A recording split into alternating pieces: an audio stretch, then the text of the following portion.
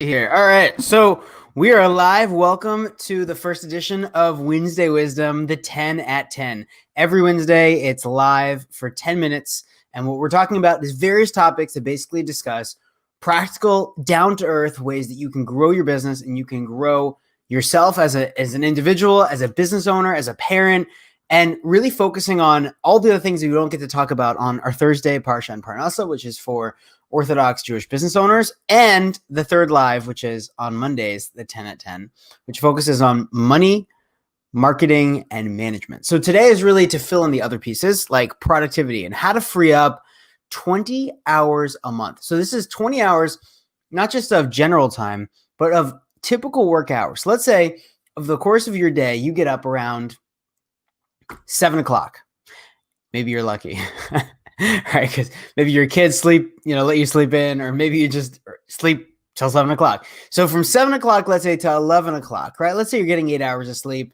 Again, if you're doing that, you're pretty lucky. So if you get 8 hours of sleep, the other hours of the day, the other 16 hours a day, people find they're just so busy. And they're just so busy with so many things. And we don't even know at the end of the day what we were so busy with. So what if there was a way to really free up 20 hours a month of all this time that is just so busy, right? So let's say 1 hour a day of every business day throughout the month. Would that be something that would be valuable for you? So I think that one of the things that I've seen over and over working with clients, and I think it would be really helpful for you, for what I'm sharing, is to think about time in a different way than you normally think about it. So usually we think about time as, what time is it right now? And what is the next 2 or 3 things that I have going on in my day? And then how do I make sure that I'm on time? Or we say, how make sure I'm not late, right? Deadlines and timelines. You have all these like lines and things that has to get done by a certain time. And the truth is, it's exhausting. So what if the way that we thought about time was actually as an asset and an ally, rather than something that we were running up against, that we were always so busy against? And then when there was finally a deadline, or there was a specific time we had to be somewhere or do something or submit something, it didn't feel stressful. What if we could reinvent the way that we experience time, and time was actually something that we looked forward to, meaning we experienced it in a way that didn't feel like it was always not enough? For example, from the moment that a person wakes up in the morning, very often they look at their clock and they go, oh my gosh, I got to get ready to go. I got to get dressed. I got to get this, right? I want to make sure I'm not late. So before their feet even hit the floor, they're already going, I got to make sure I'm not late. I got to make sure that I didn't miss this. And they always feel like they're behind on their time. And then by the time they end up going to sleep at night, they're also feeling tired. Oh my gosh, I should have gone to sleep an hour ago, right? Every morning you wake up, you feel like the night before you should have gone to sleep, and you're fighting against the clock, right? This week they changed the clocks in the US. And so people also feel like they're just fighting against time. So what would be a simple, down-to-earth way that you can actually free up 20 hours a month? So I promised that I would talk about this. And so I'm going to share it in a moment, but I want to tell you also what not to do. So yesterday in the US was the presidential election.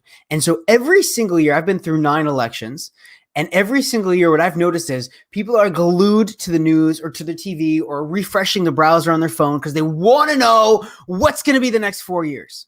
But guess what? You're going to find out that information no matter whether you check your phone, whether you're checking the news. You're going to find out over the next 4 years. It's going to be really obvious. So checking and constantly wanting to know, right? Or let's say you're trying to catch a flight and you're refreshing your browser. Maybe not these days because people aren't flying as much, but you're refreshing the browser because you want to make sure, okay, is the flight on time? Is the flight on time? Is the flight delayed? That like fast-paced, mentally exhausting way of thinking about things is based upon anxiety.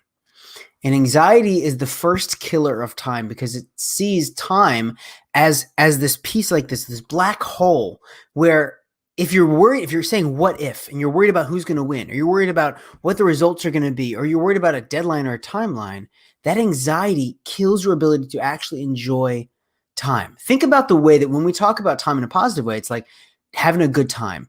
Oh my gosh, what a good time that was, right? How much time do we have left? we have a way that we can address and enjoy time, but we don't think about it like that on a day-to-day basis because we're so busy in the stuff of getting things done and what we're doing in our work.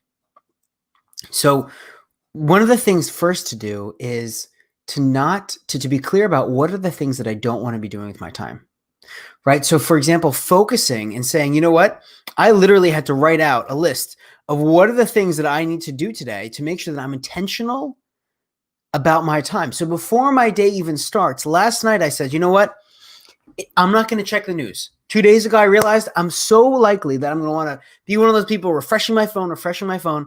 So I said, you know, I'm going to actually block out. I'm going to use my web filter, call up that service and have them block out news sites so that I'm not checking the news, so that I'm not paying attention to what's going on. Because guess what? I did my civic duty. I voted, and refreshing my browser is only going to change one thing: how much free time I have and how stressed I feel about wanting to know what's going to happen. So here's what I recommend for you.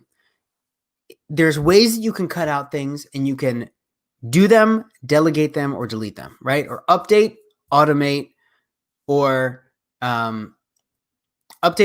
delete, right? So you're going to update the things you're doing. You can automate the processes that you're using in your system, or you can delete the things that really shouldn't be on there, but they keep on showing up on your to-do list day after day after day. If they keep doing that, they shouldn't be on your to-do list because they're clearly not that important because you're not prioritizing them. If you're not prioritizing them, it's probably feedback that you shouldn't be doing it. So the first thing to do is get conscious about your time, to be intentional about it so that you're not in the day, in the moment, thinking about what to do. You're clear about what is actually worth your time. And when you start to look at that, you start to say, okay, you know what? Well, when I look at the course of my day tomorrow or the course of my week coming up, you know what? Maybe I don't need to do things like grocery shopping. Grocery shopping was one way that I literally saved an hour, a solid hour, if not an hour and a half, every single week. We're talking 4 to 6 hours a month just from not grocery shopping. Yeah, $12 a month I pay for a subscription service, and basically you pick out the time, the food you want and the time you want it delivered, and then they pick it out and they send it to you. And if there's an issue, they refund the product. That saved 4 to 6 hours a month. So now we're about a quarter of the way there. The next thing you need to do is you need to become conscious and build a list of what we call conscious tasks, right? Conscious tasks is like, what are the things that actually are the highest leverage activities that I should be doing on a day-to-day basis or in the morning, afternoon, evening, right? If you break up your day, your work day into, let's say, time zones, that's the way I like to think about it, then the time that you're using in the morning should be based upon a certain activity, your certain personality, certain tasks, the type of business that you have going on. And we'll get more into that probably on a later show. But what you have to be doing is being conscious about how am I going to use this time in advance so that you can be proactive rather than reactive. So conscious time is about saying, okay, now that's the night before or the week ahead, what am I going to do with this time? What is the best use of my time? And starting to notice, okay, well, that list looks different than the list that's about what are all the things I need to do. All the things that I need to do is a different list than what do I actually need to be doing with my time. Because what happens is when you start to free up your time, you start to notice, you know what? There's a list of all the things I need to do, but maybe some of those things need to get done, but I don't need to be the one who does them. So then you start to find other people and other opportunities and other services or software for those things to still get done without you doing them. And so here's what I found. When I did this myself, I found that about 30 minutes a day, a solid 30 minutes a day, which I would say is probably on the lower end, right? Meaning I was pretty productive before this. 30 minutes a day, which is 2.5 hours a week, which is 10 hours a month of things that I did not need to be doing. So together, that's about 15 hours, that plus the groceries. And you're going to, if you tune in next week, I'll share with you the remaining 5 and where we found that. So we're at the top of the hour the top of the 10 minutes for the Wednesday Wisdom 10 at 10. I'd love for you to join us next week. And tomorrow is Parsha and Parnasa, which is a weekly live about the weekly Torah portion in the Jewish tradition. The Torah portion is what they read in Orthodox synagogues on a weekly basis, looking at the wisdom from the Bible, from the Torah. And we do that at 8 o'clock, 8 p.m. Eastern tomorrow. It's 8 minutes or less for Parsha and Parnasa. And I'm going to announce what we're going to be doing on Monday. So we're going to be doing 3 lives every week on 3 different topics. Tune in, check out my profile. I'll be posting more about what that is and what to look out for. Have an amazing day. Be intentional with your time. Be conscious with the tasks that you're doing versus the ones that you can be delegating, automating, or deleting. And look at something that you're doing on a weekly basis and say, how can I delete this? How can I delegate it? How can I hire a service or something else to free this up so that you're not spending that time shopping or cooking or cleaning or something else that could be done by someone else? See you next week.